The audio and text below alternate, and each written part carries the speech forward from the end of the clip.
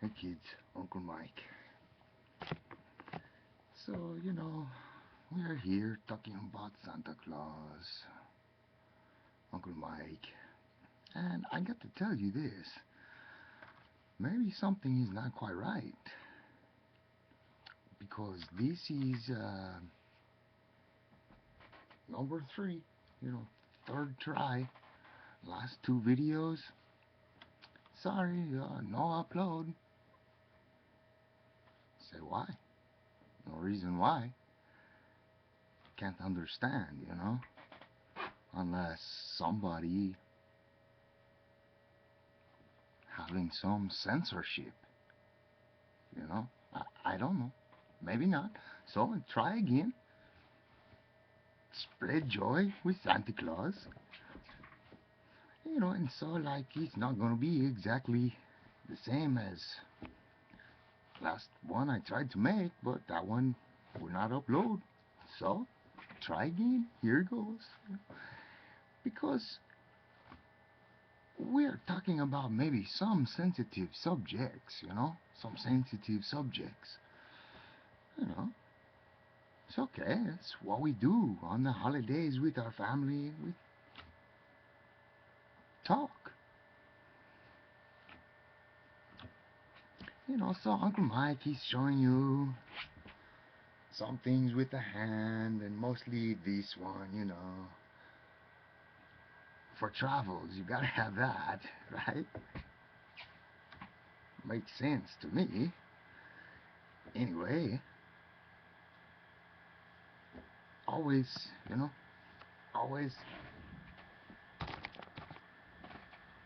got the 3. And sphincter power, yeah, that's right. I know it's funny, silly.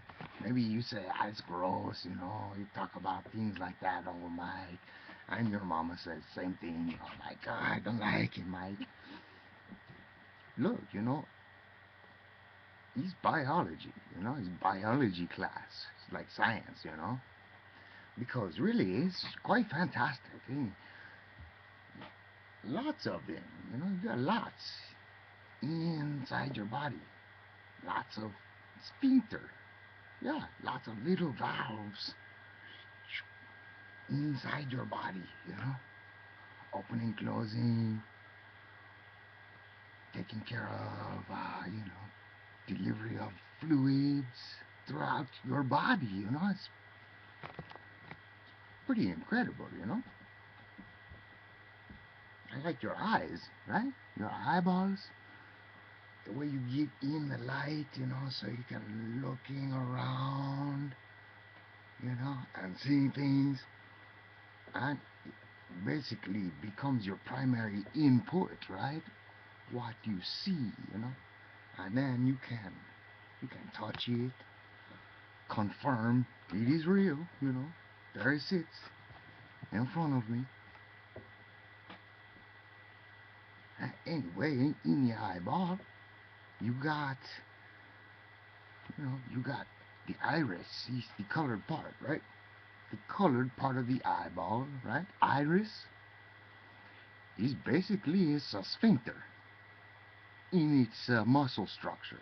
The structure of the muscle in the eye, sphincter.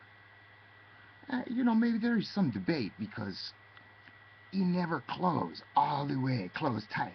The eyeball always gonna have a little dot in there, so the light can get in. Got to close eyelids to block completely, right? Well, just parts of our body. Like, wow, they're pretty amazing. And how can we use them? What control we have of them? And why does it matter? Why do we care so much? And, you know, probably don't. Probably not. But Santa Claus, Santa Claus, he likes it a lot. Anyway, talk more a little bit about Santa and his sleigh, right? His sleigh, magic reindeers pulling you up through the night. I mean, not exactly, because we're talking about the way myths grow and change, and kind of adapt to different areas, different peoples, carry some with them, you know, add to them. But for people that live in the north, northern regions, Russia, right? In Russia, northern Siberia, right? And then like northern part of Europe, right? Scandinavia, in the north. It's cold a lot of snow, there's snow on the ground. Best way to travel, transport things, move things around is not with wheels. No, it's on some skids, on some skis, all runners. Anybody who live up in the cold, they know, uh, when you want to move those trees, wait till it gets cold, wait till it freeze, transport heavy things on the ice after it's smoothed out, on the sleigh. So, that's where Santa's sleigh come from, earthly things. And the reindeer, well, where do they come in? Of course, we've talked about already a little bit about the domestication, domesticate animals, right? We get some animals from out there in the wild, right? And we bring them home with us. Maybe we treat them with food, or maybe we capture them, capture them, bring them home, put them in a cage, or in a pen, or a corral. Yeah, we're going to take care of them, But taking animals from the wild, bring them in close to the people, live around the people, live with the people, make a contract basically with the people. And so you have caribou, right? The caribou. Big herds, massive herds, huge herds, lots of these animals. And when they run, the ground thunders,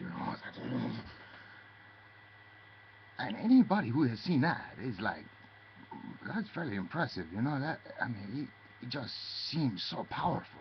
It seems like a living organism of all these little pieces, and if you could just capture a little bit of that power of that, harness it up, man, you could get some work done, if you're thinking like a man, man or woman, but as far as harnessing resources, powering those beasts, let's convince them to come home with us, do some work for us. We'll feed them good, it's good, it'll be fine. Maybe we will eat some of them, because caribou tastes good, man. It's really good meat. That's what they were thinking when they domesticate the caribou. And they do that, and then it becomes a reindeer. And it's the same animal. But the reindeer, he started to change, Not immediately, but his children, her children, couple generations. Animal just becomes physically different. Physically looks different in, sometimes small ways, sometimes bigger ways. The change can be significant. Domesticate a wild animal. So, but what happened? Guess what happened to the caribou when he became a reindeer?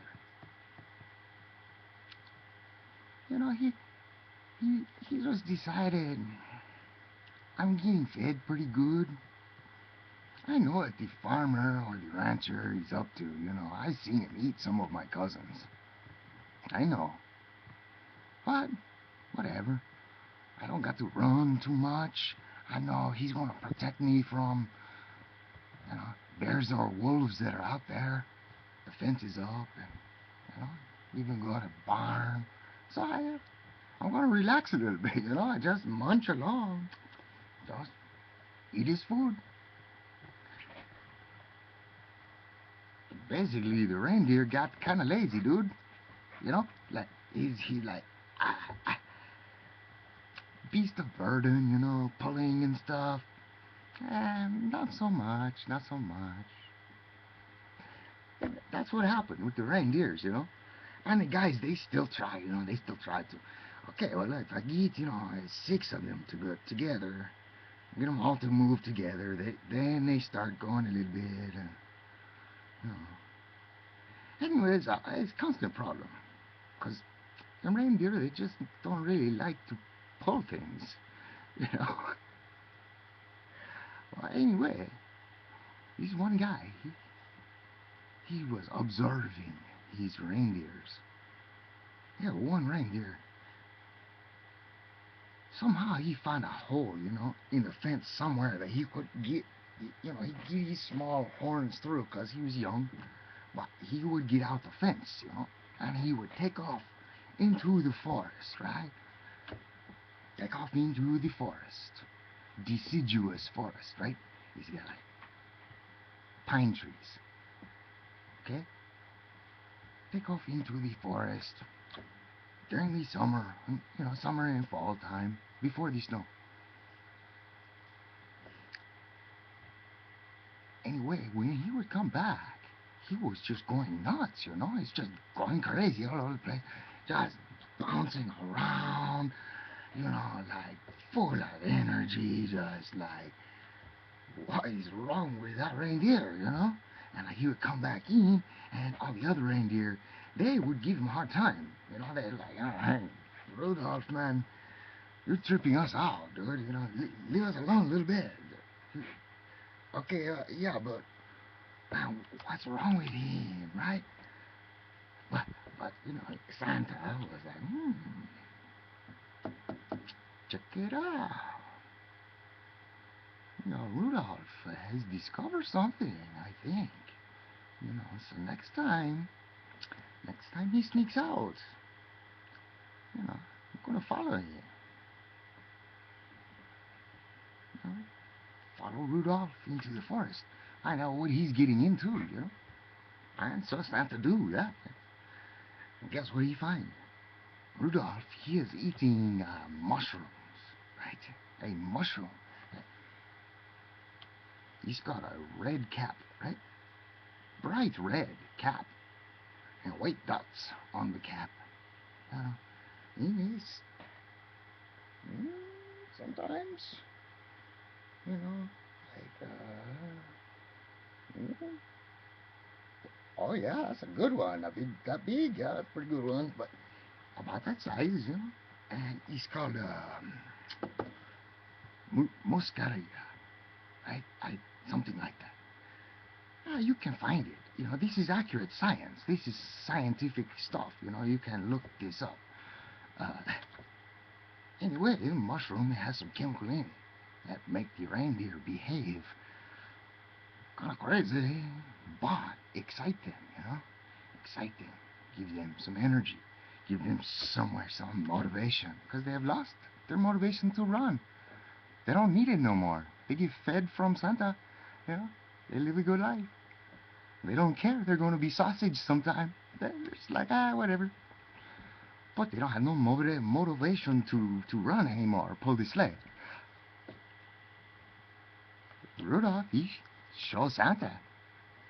Check it out. I got your motivation right here.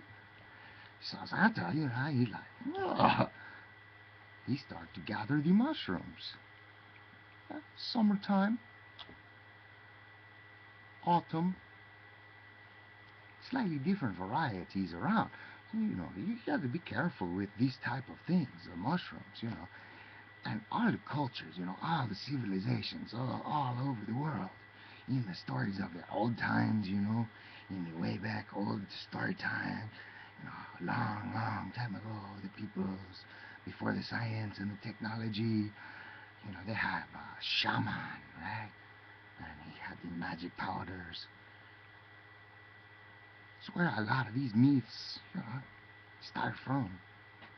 But the Santa Claus, yeah, he's pretty accurate science. He's pretty accurate science.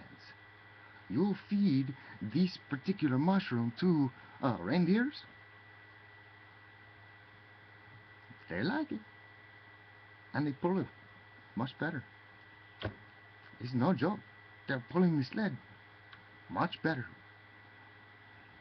Now, see, and there are more things involved with this story, okay? But I got to warn you, it gets kind of gross, okay? It gets kind of gross. Like, some of this stuff is like, oh, that's gross, man. Why do you want to talk about that? It's gross. Yeah, I know, but like, you look at it a little bit differently. It's like, it's pretty funny, right? And at least the first time Santa is telling it to me, I laugh, you know, laughing pretty hard. So, anyway, it's Uncle Mike, you know, he's like that. So, that's, you know, that's about my time for this one. So we'll pick up the story on the next one. Okay. All right.